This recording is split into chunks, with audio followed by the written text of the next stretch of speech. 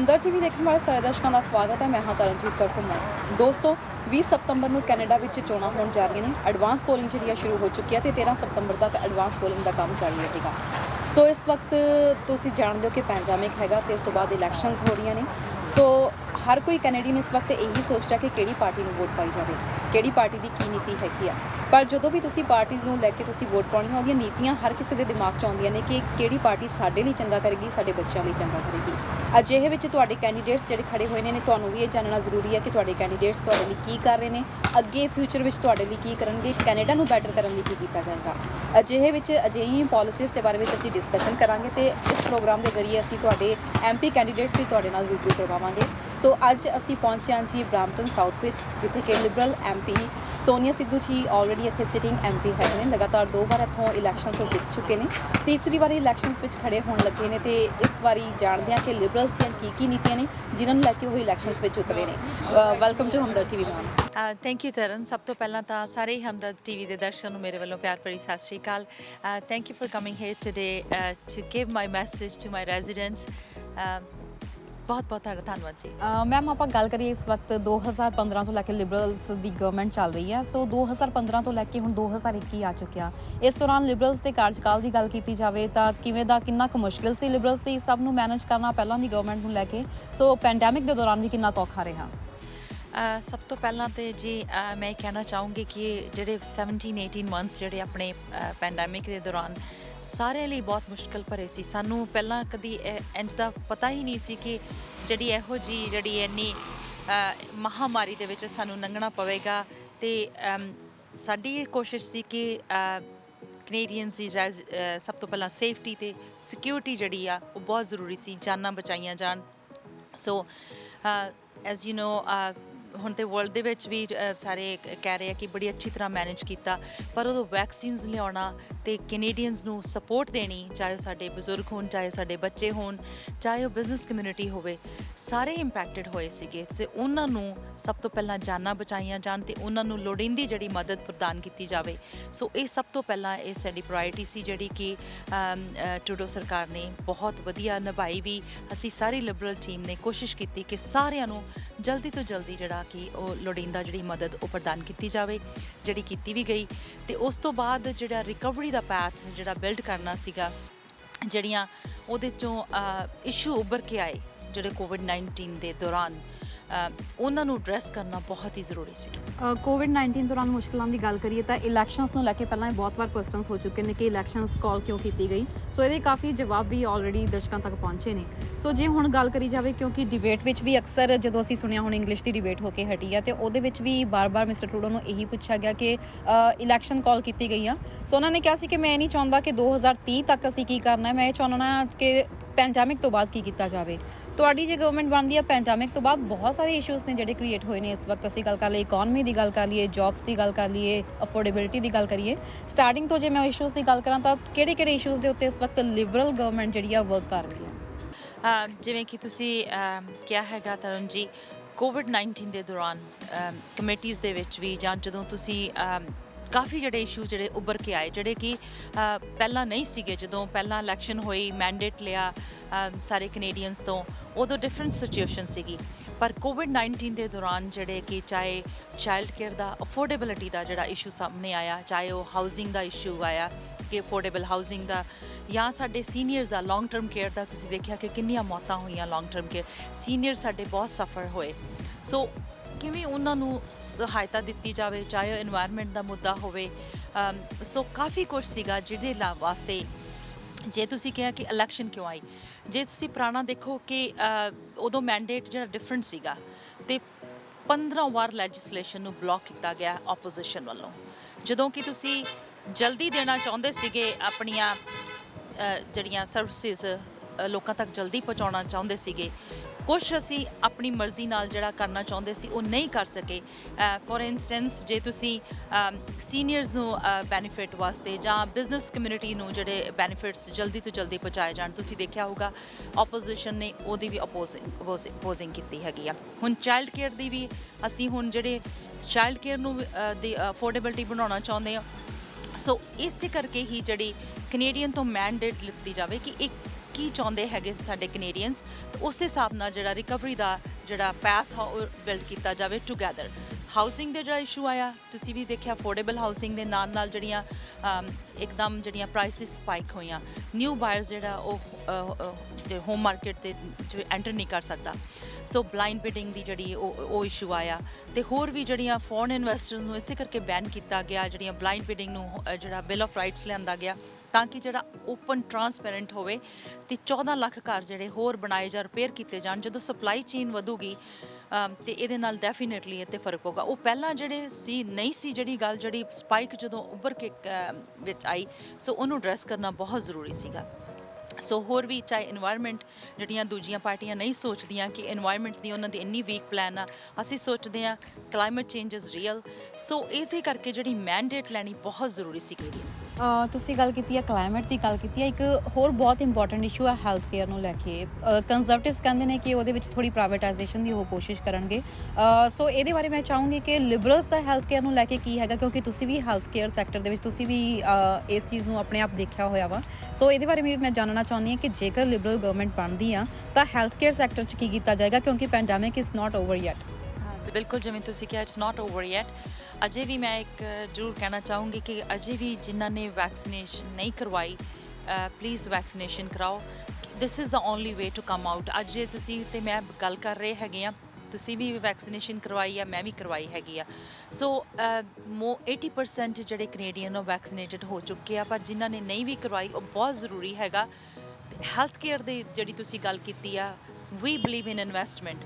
ਸੋ ਜਿਹੜੀਆਂ ਚਾਹੇ mental health issue impacted ਹੋਇਆ ਹੈਗਾ, ਚਾਹੇ ਹੋਰ ਵੀ ਜਿਹੜੀਆਂ ਹੈਲਥ ਕੇਅਰ ਸਰਵਿਸਿਜ਼ ਆ, ਡਾਕਟਰ ਨਰਸਿਸ ਦੀ ਸ਼ਾਰਟੇਜ ਆ।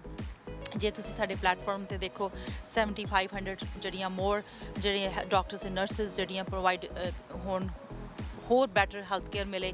ਜਿਹੜੇ ਸਾਡੇ ਸੀਨੀਅਰਸ ਘਰ ਰਹਿੰਦੇ ਆ ਉਹਨਾਂ ਨੂੰ ਵੀ ਹੋਰ ਸਪੋਰਟ ਮਿਲੇ, ਸੀਨੀਅਰਸ ਦੀ ਪੈਨਸ਼ਨ ਵੀ ਇਨਕਰੀਜ਼ ਹੋਵੇ, ਤੇ ਉਹਦੇ ਨਾਲ ਲੌਂਗ ਟਰਮ ਕੇਅਰ ਨੂੰ ਬੈਟਰ ਬਣਾਉਣ ਵਾਸਤੇ ਜਿਹੜਾ ਸੇਫਟੀ ਐਕਟ ਜਿਹੜਾ ਉਹਦੀ ਵੀ ਗੱਲ ਕੀਤੀ ਗਈ ਹੈਗੀ ਆ।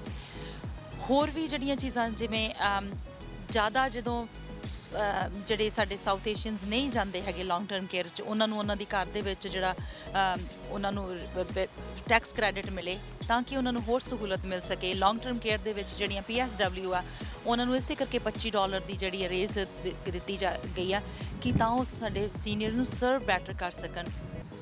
ਤੇ ਇਹੋ ਜਿਹੀਆਂ ਜਿਹੜੀਆਂ ਚੀਜ਼ਾਂ ਕਾਫੀ ਜਿਹੜੀਆਂ ਬਿਜ਼ਨਸ ਕਮਿਊਨਿਟੀਜ਼ ਦੀਆਂ ਵੀ ਜਿਹੜੀਆਂ ਉਹਨਾਂ ਨੂੰ ਹੋਰ ਡਿਜੀਟਲ ਜਿਹੜਾ ਕੀਤਾ ਜਾਵੇ। ਪਰ ਹੈਲਥ ਕੇਅਰ ਸਰਵਿਸਿਜ਼ ਜਿਹੜੇ ਕੰਜ਼ਰਵੇਟਿਵ ਆ ਉਹਨੂੰ ਉਹ ਕੱਟਸ 'ਤੇ ਯਕੀਨ ਕਰਦੇ ਆ।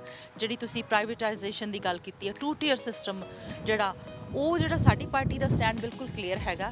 ਅਸੀਂ ਹੋਰ ਇਨਵੈਸਟਮੈਂਟ ਕਰਨਾ ਚਾਹੁੰਦੇ ਹਾਂ ਤਾਂ ਕਿ ਕੈਨੇਡੀਅਨਸ ਦੀ ਜਿਹੜੀ ਹੈਲਥ ਆ ਉਹ ਹੋਰ ਬੈਟਰ ਹੋ ਸਕੇ, ਹੈਲਥ ਸਰਵਿਸਿਜ਼ ਹੋਰ ਬੈਟਰ ਹੋ ਸਕੇ, ਨਾ ਕਿ ਜਿਹੜੇ ਕੰਜ਼ਰਵੇਟਿਵਸ ਕੱਟ ਲੱਗ ਸਕਣ। ਤੇ ਇਹ ਨਾ ਹੋਵੇ ਕਿ ਇਹ ਤਾਂ ਫਿਰ ਉਹ ਹੈ ਜਿਹਦੇ ਕੋਲ ਪੈਸਾ ਹੈਗਾ ਉਹ ਸਰਵਿਸਿਜ਼ ਲੈ ਲੂਗਾ, ਜਿਹਦੇ ਕੋਲ ਨਹੀਂ ਪੈਸਾ ਹੋਊਗਾ ਉਹ ਫਿਰ ਕੀ ਕਰੂਗਾ। ਇਹ ਜਿਹੜੀ ਬਹੁਤ 2 ਟੀਅਰ ਸਿਸਟਮ ਜਿਹੜੀ ਆ ਉਹ ਬਿਲਕੁਲ ਕੈਨੇਡੀਅਨਸ ਵਾਸਤੇ ਠੀਕ ਨਹੀਂ ਹੈਗੀ ਗੱਲ। ਸੋ ਸਾਡੀ ਜਿਹੜੀ ਕਾਫੀ ਪਲੇਟਫਾਰਮ 'ਤੇ ਗੱਲਾਂ ਕਲੀਅਰ ਕੀਤੀਆਂ ਹੋਈਆਂ ਹੈਗੀਆਂ, ਚਾਹੇ ਉਹ ਚਾਈਲਡ ਕੇਅਰ 'ਤੇ ਹੋਵੇ, ਚਾਹੇ ਉਹ ਬੈਟਰ ਹੈਲਥ ਕੇਅਰ ਦੀ ਗੱਲ ਹੋਵੇ, ਚਾਹੇ ਇਨਵਾਇਰਮੈਂਟਲ ਦੀ ਗੱਲ ਹੋਵੇ। ਈਵਨ ਜਿਹੜੇ ਐਕਸਪਰਟਸ ਨੇ ਉਹਨਾਂ ਨੇ ਵੀ ਮੰਨਿਆ ਹੈਗਾ ਕਿ ਲਿਬਰਲ ਪਾਰਟੀ ਦੀਆਂ ਜਿਹੜੀਆਂ ਪਲਾਨਸ ਹੈਗੀਆਂ ਉਹਨਾਂ ਨੇ, ਜੇ ਤੁਸੀਂ ਨੰਬਰ ਵੀ ਦਿਓ, ਰੇਟਡ ਵੀ ਕੀਤਾ ਹੈਗਾ, ਉਹ ਬਹੁਤ ਵਧੀਆ ਰੇਟਿੰਗ ਹੈਗੀ ਆ, ਜਿਹੜੀ ਕਿ ਸਾਡੇ ਲੀਡਰ ਨੇ ਵੀ ਡਿਬੇਟ ਦੇ ਵਿੱਚ ਦੱਸਿਆ ਹੈਗਾ ਕਿ ਕਿਹਨੂੰ ਵਧੀਆ ਮਿਲੀ ਹੈਗੀ ਆ ਲੀਡਰ, ਤੇ ਕਿਹਨੂੰ ਜਿਹੜੀ ਗ੍ਰੇਡਿੰਗ ਜਿਹੜੀ ਆ ਉਹ F ਗ੍ਰੇਡਿੰਗ ਮਿਲੀ ਹੈਗੀ ਆ। ਤੇ ਜਾਂ ਜਿਹੜੇ ਕੰਜ਼ਰਵੇਟਿਵ ਕੱਟਸ ਜਿਹੜੇ ਆ, they believe in cuts, we believe in investment, ਕਿਉਂਕਿ ਬਹੁਤ ਲੋੜ ਹੈਗੀ ਆ ਅਜੇ ਵੀ ਕੈਨੇਡੀਅਨਸ ਨੂੰ ਸਪੋਰਟ ਦੀ। ਪੈਂਡੈਮਿਕ ਦੇ 2 ਸਾਲਾਂ ਦੌਰਾਨ ਕਈ ਬਿਜ਼ਨੈਸਿਸ ਸ਼ਟ ਡਾਊਨ ਹੋਏ ਆ, ਕਈ ਇਸ ਵਕਤ ਸਰਵਾਈਵ ਕਰਨ ਦੀ ਕੋਸ਼ਿਸ਼ ਕਰ ਰਹੇ ਆ, ਜਿਸ ਦੌਰਾਨ ਬਹੁਤ ਸਾਰੀਆਂ ਜੌਬ ਲਾਸਿਸ ਹੋਈਆਂ ਨੇ। ਸੋ ਇਸ ਸੈਕਟਰ ਨੂੰ ਵਾਪਸ ਟਰੈਕ ਤੇ ਲੈ ਕੇ ਆਉਣ ਲਈ, ਜੌਬ ਓਪਰਚੁਨਿਟੀਜ਼ ਹੋਰ ਕ੍ਰੀਏਟ ਕਰਨ ਲਈ ਕੀ ਕਰੇਗੀ ਲਿਬਰਲ ਗਵਰਨਮੈਂਟ? ਬਿਲਕੁਲ ਜੀ, ਜੇ ਤੁਸੀਂ ਦੇਖਿਆ ਜਾਵੇ ਤੇ ਬਿਜ਼ਨਸ ਨੂੰ ਹੈਲਪ ਕਰਨ ਵਾਸਤੇ, ਕਿਉਂਕਿ ਜਦੋਂ ਡਿਜੀਟਲਾਈਜੇਸ਼ਨ ਦਾ ਜਿਹੜਾ ਪਲੇਟਫਾਰਮ, ਕਿਉਂਕਿ ਆਪਾਂ ਦੇਖਿਆ ਕਿ ਆਨਲਾਈਨ ਜਿਹੜੇ ਕਾਫੀ ਜਿਹੜੇ ਬਿਜ਼ਨਸ ਹੋਏ ਹੈਗੇ ਆ, ਉਹਨਾਂ ਨੂੰ ਕਿਵੇਂ ਮੋਰ ਸਕੇਲ ਕੀਤਾ ਜਾਵੇ, ਕਿਵੇਂ ਮੋਰ ਸਪੋਰਟ ਕੀਤੇ ਜਾ ਮਿਲੀਅਨਸ ਆਫ ਡਾਲਰਸ ਦੀਆਂ ਜਿਹੜੀਆਂ ਨਵੇਂ ਪ੍ਰੋਗਰਾਮਸ ਜਿਹੜੇ ਆ ਸਾਡੇ ਪਾਰਟੀ ਪਲੇਟਫਾਰਮ 'ਤੇ ਇੰਪਲੀਮੈਂਟ ਕੀਤੇ ਗਏ ਆ ਤਾਂ ਕਿ ਬਿਜ਼ਨਸ ਨੂੰ ਹੋਰ ਸਪੋਰਟ ਮਿਲੇ। ਬਾਕੀ ਲੇਬਰ ਮਾਰਕੀਟ ਦੀ ਜਿਹੜੀ ਸ਼ਾਰਟੇਜ ਜਿਹੜੀ ਆ, ਕਾਫੀ ਲੇਬਰ ਦੀ ਬਿਜ਼ਨਸ ਕਮਿਊਨਿਟੀ ਦੇ ਵਿੱਚ ਕਾਫੀ ਸ਼ਾਰਟੇਜ ਦੀ ਮੰਗ ਦੇਖ ਰਹੇ ਹੈਗੇ ਆ, ਉਹਦੇ ਵਾਸਤੇ ਵੀ ਜਿਹੜਾ ਪਲੇਟਫਾਰਮ ਦੇ ਵਿੱਚ ਕਾਫੀ ਜਿਹੜੀਆਂ ਜਿਹੜੀਆਂ ਬੈਨੀਫਿਟਸ ਦਿੱਤੇ ਗਏ ਹੈਗੇ ਆ, ਕਾਫੀ ਜਿਹੜੀ ਸਪੋਰਟ ਜਿਹੜੀ ਆ ਉਹ ਅਵੇਲੇਬਲ ਕੀਤੀ ਗਈ। ਇਸੇ ਕਰਕੇ ਕੀਤੀ ਗਈ ਹੈ ਕਿ ਸਾਡੀ ਬਿਜ਼ਨਸ ਜਿਹੜੀ ਕਮਿਊਨਿਟੀ ਥਰਾਈਵ ਕਰੇ। ਮੈਂ ਬਰੈਂਪਟਨ ਸਾਊਥ ਦੀ ਗੱਲ ਕਰਾਂ ਕਿ ਮੈਂ ਜਦੋਂ ਡਿਬੇਟ ਦੇ ਵਿੱਚ ਵੀ ਇਹ ਗੱਲ ਕੀਤੀ ਸੀ, ਪਿਛਲੀ ਡਿਬੇਟ ਹੋਈ ਸੀਗੀ, ਉਹਨਾਂ ਨੇ ਕਿਹਾ ਸੀ ਕਿ ਰਿਵਰ ਵਾਕ ਪ੍ਰੋਜੈਕਟ ਬਾਰੇ ਮੈਂ ਕਮਿਟ ਕੀਤਾ ਸੀਗਾ ਕਿ ਅਸੀਂ ਉਹ ਲਿਆਵਾਂਗੇ, ਅਤੇ ਮੈਂ ਬੜੇ ਮਾਣ ਨਾਲ ਕਹਿ ਸਕਦੀ ਹਾਂ ਕਿ ਰਿਵਰ ਵਾਕ ਪ੍ਰੋਜੈਕਟ ਜਿਹੜਾ ਹੈਗਾ ਉਹ ਡਿਲੀਵਰ ਕੀਤਾ ਹੈਗਾ, ਅਤੇ ਉਹਦੇ ਨਾਲ 23,000 ਜੌਬਸ ਜਿਹੜੀਆਂ ਹੈਗੀਆਂ ਉਹ ਕ੍ਰੀਏਟ ਹੋਣਗੀਆਂ। ਉਹਦੇ ਨਾਲ ਸਿਰਫ ਜੌਬਸ ਦੀ ਕ੍ਰੀਏਸ਼ਨ ਨਹੀਂ ਹੋਗੀ, ਬਿਜ਼ਨਸ ਕਮਿਊਨਿਟੀ ਨੂੰ ਵੀ ਉਹਦੇ 'ਚ ਬਹੁਤ ਵਧੀਆ ਮਿਲੂਗਾ। ਆਲਮੋਸਟ 1.5 ਬਿਲੀਅਨ ਜਿਹੜਾ GDP ਜਿਹੜਾ ਉਹਦਾ ਆਸ ਹੈਗਾ ਕਿ ਉਹ ਕ੍ਰੀਏਟ ਹੋਊਗਾ। ਸੋ ਇਹ ਬਹੁਤ ਹੀ ਬਿਜ਼ਨਸ ਕਮਿਊਨਿਟੀ ਵਧੀਆ ਗੱਲ ਹੈਗੀ ਹੈ ਰਿਵਰ ਵਾਕ ਪ੍ਰੋਜੈਕਟ ਜਿਹੜਾ, ਕਿਉਂਕਿ ਇਸੇ ਕਰਕੇ ਜਿਹੜੇ ਬਿਜ਼ਨਸ ਸੀਗੇ ਉਹ ਕੌਨਫੀਡੈਂਸ ਨਾਲ ਇਨਵੈਸਟ ਨਹੀਂ ਸੀ ਕਰ ਪਾਉਂਦੇ, ਕਿਉਂਕਿ ਜੇ ਤੁਸੀਂ ਦੇਖੋ ਪੁਰਾਣੇ ਟਾਈਮ ਦੇ ਵਿੱਚ ਫਲੱਡਿੰਗ ਦੀ ਬੜੀ ਪ੍ਰੋਬਲਮ ਸੀਗੀ। ਸੋ ਇਹ ਫਿਕਸ ਕਰਨੀ ਬਹੁਤ ਜ਼ਰੂਰੀ ਸੀ, ਜਿਹੜੀ ਕਿ ਇਸ ਟਰਮ ਦੇ ਵਿੱਚ ਅਸੀਂ ਇਹ ਡਿਲੀਵਰ ਕੀਤੀ ਹੈਗੀ। ਉਹਦੇ ਨਾਲ ਚਾਹੇ ਜ਼ੀਰੋ ਮਿਸ਼ਨ ਬੱਸਿਸ ਤੁਸੀਂ ਦੇਖਿਆ ਹੋਗਾ, 450 ਇਲੈਕਟ੍ਰਿਕ ਬੱਸਿਸ ਜਿਹੜੀਆਂ, ਨਾ ਕਿ ਜਸਟ ਬੱਸਿਸ, ਪੂਰਾ ਜਿਹੜਾ ਚਾਰਜਿੰਗ ਸਟੇਸ਼ਨ ਇਨਫਰਾਸਟ੍ਰਕਚਰ ਵੀ ਜਿਹੜਾ ਉਹ ਡਿਲੀਵਰ ਕੀਤਾ ਜਾਣਾ ਹੈਗਾ।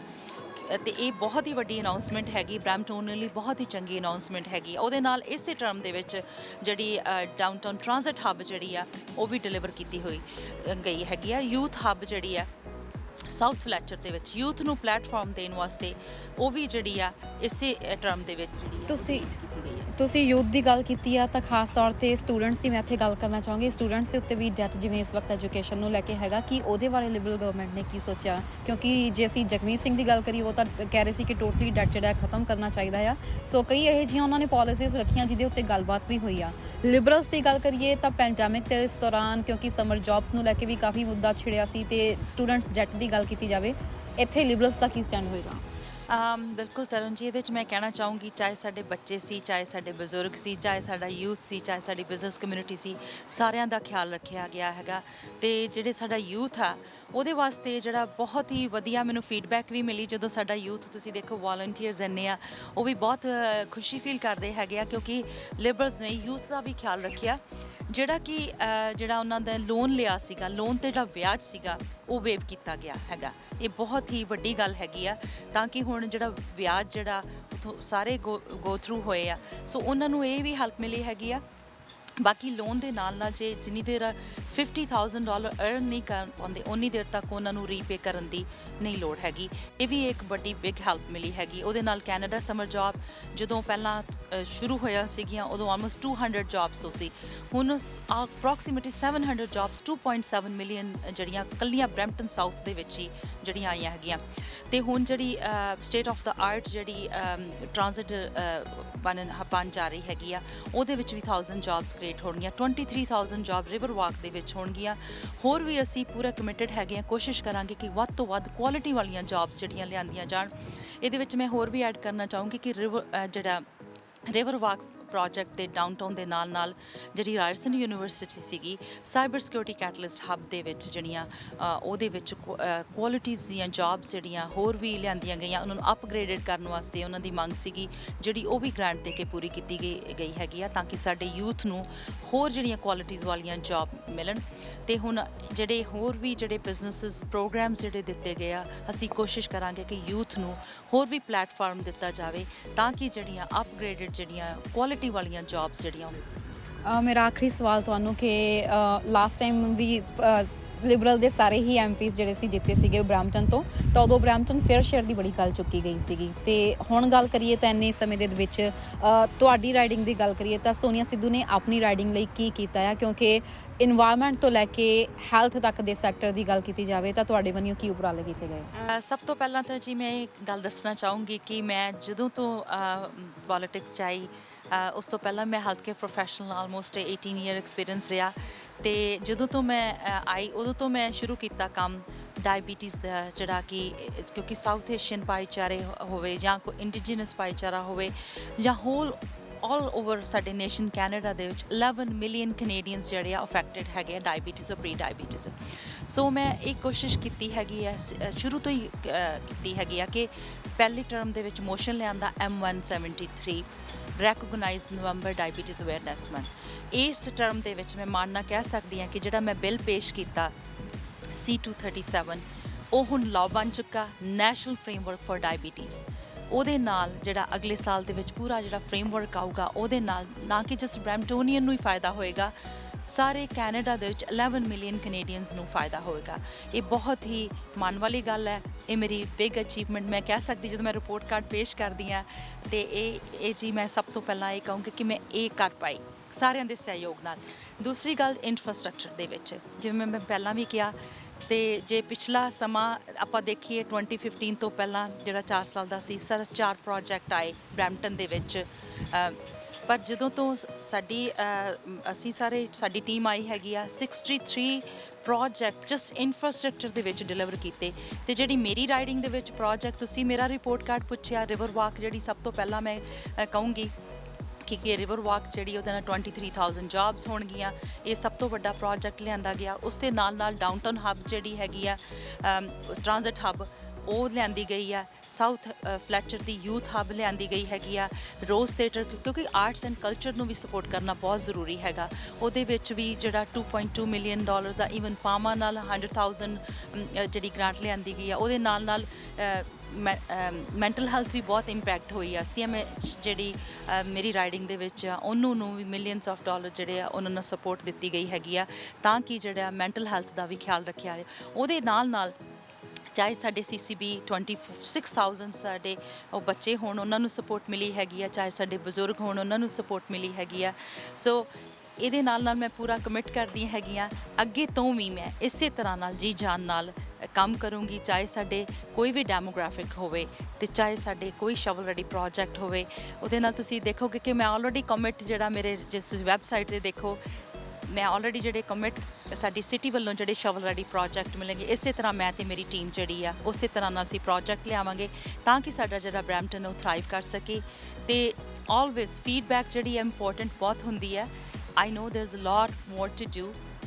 ਹਾਊਸਿੰਗ ਦਾ ਜਿਹੜਾ ਇਸ਼ੂ ਫੀਡਬੈਕ ਜਿਹੜੀ ਆਈ, ਉਹਦੇ ਨਾਲ ਤੁਸੀਂ ਦੇਖੋ ਪਲੈਟਫਾਰਮ 'ਤੇ ਉਹਦੇ ਬਾਰੇ ਜਿਹੜੇ ਉਹ ਸੋਲੂਸ਼ਨ ਦਿੱਤੇ ਗਏ ਹੈਗੇ। ਸੋ ਜਿਵੇਂ ਸਾਡੀ ਪਾਰਟੀ ਪਲੈਟਫਾਰਮ ਦਾ ਹੈਗਾ ਮੂਵ ਫॉर एवरीवन, ਜਿਹੜੇ ਰੀਅਲ ਪ੍ਰੋਬਲਮ ਦੀਆਂ ਰੀਅਲ ਸੋਲੂਸ਼ਨ ਜਿਹੜਾ ਉਹ ਪਾਰਟੀ ਪਲੈਟਫਾਰਮ ਦੇ ਵਿੱਚ ਤਿਆਰ ਕੀਤੀਆਂ ਗਿਆ ਹੈਗੀਆਂ। ਪਰ ਹਮੇਸ਼ਾ ਜਿਹੜਾ ਹਾਊਸਿੰਗ ਦਾ ਆਈ ਨੋ ਜਿਹੜਾ ਸਪਾਈਕ ਸੀਗੀ, ਅਜੇ ਜਦੋਂ ਮੈਂ ਜਾਂਦੀ ਹਾਂ ਡੋਰ ਨੌਕਿੰਗ 'ਤੇ ਬਹੁਤ ਸਪੋਰਟ ਮਿਲ ਰਹੀ ਹੈਗੀ ਆ। ਅਤੇ ਇਹਦੇ ਨਾਲ ਜਿਹੜੇ ਵੀ ਇਸ਼ੂ ਹੁੰਦੇ ਆ, ਉਹ ਅਸੀਂ ਕੋਸ਼ਿਸ਼ ਕੀਤੀ ਹੈਗੀ ਰੀਅਲ ਪ੍ਰੋਬਲਮ ਦਾ ਰੀਅਲ ਸੋਲੂਸ਼ਨ ਜਿਹੜਾ ਉਹ ਦਿੱਤਾ ਜਾ ਸਕੇ, ਤਾਂ ਕਿ ਸਾਡੇ ਸਾਰੇ ਹੀ ਨਾ ਕਿ ਜਿਸ ਬਰੈਂਪਟਨ ਨੂੰ ਸਾਰੇ ਕੈਨੇਡੀਅਨ ਥਰਾਈਵ ਕਰ ਸਕਣ। ਤੇ ਅਖੀਰ 'ਚ ਕੁਝ ਕਹਿਣਾ ਚਾਹੋਗੇ ਕੈਨੇਡੀਅਨਸ ਨੂੰ ਜਾਂ ਆਪਣੀ ਰਾਈਡਿੰਗ ਦੇ ਲੋਕਾਂ ਨੂੰ, ਤੁਸੀਂ ਕੁਝ ਮੈਸੇਜ ਦੇਣਾ ਚਾਹੋਗੇ? ਅਖੀਰ ਦੇ ਵਿੱਚ ਮੈਂ ਕਹਿਣਾ ਚਾਹੂੰਗੀ ਕਿ ਤੁਸੀਂ ਮੈਨੂੰ 6 ਸਾਲ ਬਹੁਤ ਮਾਣ ਬਖਸ਼ਿਆ, ਤੁਹਾਡਾ ਬਹੁਤ ਬਹੁਤ ਧੰਨਵਾਦ। 20 ਸੈਪਟੰਬਰ ਨੂੰ ਵੋਟਾਂ ਹਨ। ਜਦੋਂ ਤੁਸੀਂ ਆਪਣੀ ਵੋਟ ਕਾਸਟ ਕਰਨ ਲੱਗੋ, ਤੁਸੀਂ ਇਹ ਦੇਖੋ ਕਿ ਕਿਹੜੀ ਪਾਰਟੀ ਨੇ ਤੁਹਾਨੂੰ ਪੈਂਡੈਮਿਕ ਦੌਰਾਨ ਤੁਹਾਡੀ ਬਾਂਹ ਫੜੀ ਹੈ। ਅੱਗੋਂ ਪਾਰਟੀ ਪਲੈਟਫਾਰਮ ਦੇਖੋ ਕਿ ਕਿਹੜੀ ਪਾਰਟੀ ਦਾ ਪਲੈਟਫਾਰਮ ਚੰਗਾ ਹੈ ਸਾਡੇ ਬੱਚਿਆਂ ਲਈ, ਸਾਡੇ ਯੂਥ ਲਈ, ਸਾਡੇ ਬਿਜ਼ਨਸਿਸ ਲਈ, ਸਾਡੇ ਸੀਨੀਅਰਸ ਲਈ। ਤੁਸੀਂ ਇਹ ਦੇਖੋ ਕਿ ਕਿੱਥੇ ਕੱਟਸ ਲੱਗ ਰਹੇ ਹਨ ਅਤੇ ਕਿਹੜੀ ਪਾਰਟੀ ਇਨਵੈਸਟਮੈਂਟ ਦੀ ਗੱਲ ਕਰ ਰਹੀ ਹੈਗੀ ਆ। We need investment in affordable child care, we need investment in health care, we need investment in youth, we need investment in seniors. ਸਾਰੇ ਡੈਮੋਗ੍ਰਾਫਿਕਸ ਦੀ ਸਪੋਰਟ ਕਰਨਾ ਬਹੁਤ ਜ਼ਰੂਰੀ ਹੈਗਾ। ਇਹ ਤੁਸੀਂ ਦੇਖੋ, ਵੀ ਬਿਲੀਵ ਇਨ ਇਨਵੈਸਟਮੈਂਟ ਨਾਟ ਇਨ ਕੱਟਸ। ਅਤੇ ਤੁਸੀਂ ਜਦੋਂ ਵੋਟ ਆਪਣੀ ਕਾਸਟ ਕਰਕੇ ਜ਼ਰੂਰ ਧਿਆਨ ਰੱਖੋ ਕਿ ਕਿਹੜੀ ਪਾਰਟੀ ਤੁਹਾਡੇ ਹਿੱਤਾਂ ਲਈ ਵਧੀਆ ਹੈਗੀ ਆ। ਥੈਂਕ ਯੂ ਵੈਰੀ ਮੱਚ, ਤੁਸੀਂ ਮੇਰੀ ਇੰਨੀ ਸਪੋਰਟ ਕੀਤੀ ਹੈਗੀ ਪਿਛਲੇ 6 ਸਾਲਾਂ ਵਿੱਚ। ਇਸੇ ਆਸ ਨਾਲ ਮੈਂ ਉਮੀਦ ਕਰਦੀ ਹਾਂ ਉਸੇ ਤਰ੍ਹਾਂ ਨਾਲ ਤੁਸੀਂ ਮੇਰੀ ਅੱਗੇ ਤੋਂ ਵੀ ਸਪੋਰਟ ਕਰੋਗੇ। ਤੁਹਾਡਾ ਬਹੁਤ ਬਹੁਤ ਧੰਨਵਾਦ। 20 ਸੈਪਟੰਬਰ ਨੂੰ vote Sonia Sidhu, vote Liberal. Thank you.